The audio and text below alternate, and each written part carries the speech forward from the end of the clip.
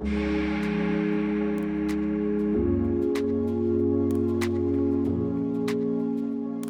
am a storyteller. I want to share. I want to draw you in and just connect and enjoy the time that we have together and really tell a story. Jay is more direct and specific. Jay will ask me, how was your day? And I'll start telling him all about my day. And I met with this person and I met with that person and I did this video and I did that.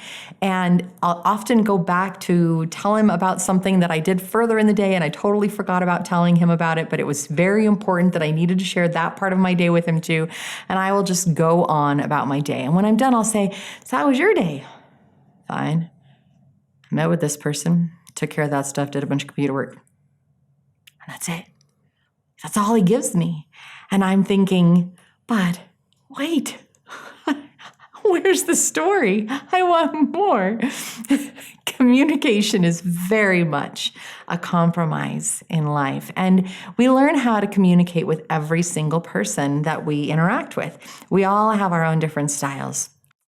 I think many times we ask a question and we're expecting a response somewhere in the alignment of what our communication style is. So if I ask a question and I am a storyteller, then I'm kind of expecting a little bit of a story from you.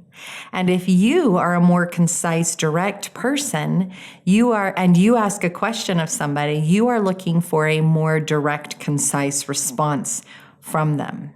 Because that's how we are, that's how we operate, that's how we communicate. When the response is less than what we expect. So as a storyteller, sometimes if the response is less than a story, I might wonder if that person's okay. Is there something wrong? Do they need something? Is there any way that I can make them better?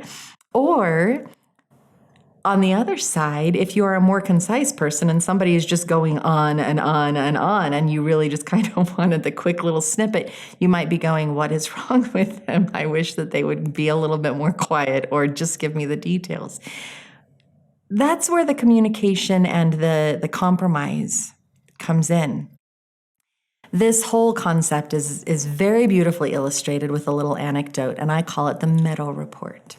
So think of an indigenous tribe, and they move around following the food, the seasons and the food.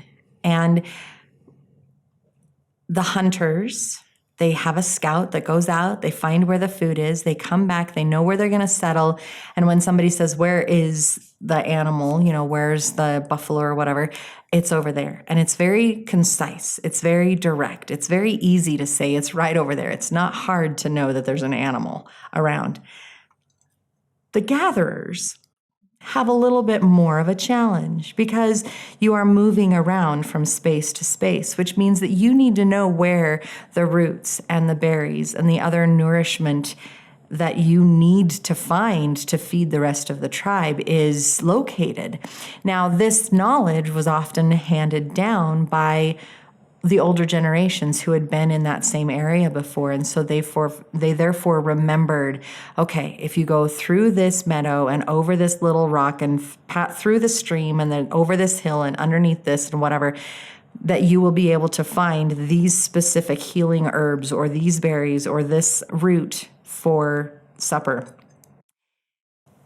The details were immensely important. So this Meadow report that the gatherers would hand down was hugely important for the survival of the tribe. So in each relationship, you have these kinds of communicators. So you have the gatherers, the ones who do the Meadow report, and then you have the ones who are very concise. Knowing what kind of communicator you are can be a huge gift. It means that at the end of the day, when Jay asks me, hey, how was your day? My first response can be, well, do you have time for the Meadow report? I immediately show respect for his time. Do you have time for this? Because if he doesn't have time for that, I do not want to start telling him about it because I don't want to be stopped in the middle of my story. And I don't want to just give you the punchline of my joke. I really just want to sit down and tell you the whole thing. Whereas you may be asking me just because you want to know that I'm okay in that moment, and you'll have more time to sit down and listen to my story in a half an hour or 20 minutes.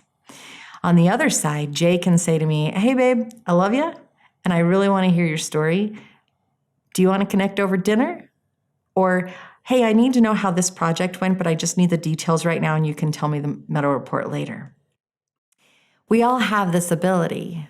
Are you the Meadow report person, or are you the direct person? Are you the one that wants to tell the story and really take that moment to connect with your partner? Or are you the one that just needs the facts, ma'am? Just the facts, so that you can move forward and do your next project in life? This Meadow report and SMART are two of the tools that I teach in the Illuminating Connection course. They're fabulous tools to have in your toolbox. They're fun to just build upon each other and find out how they slot together. In that course, we take the opportunity to just celebrate each other, celebrate the coupleship that you have and the connection that you have already built. Celebrate the joy in the fact that you simply are together. And then you get to add more tools and more joy and create a deeper connection that you may never have thought possible. Put this tool in your toolbox along with all of the other ones. Try it out and then let us know what you think. Did it work? Did you like it?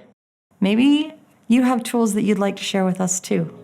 We look forward to hearing from you.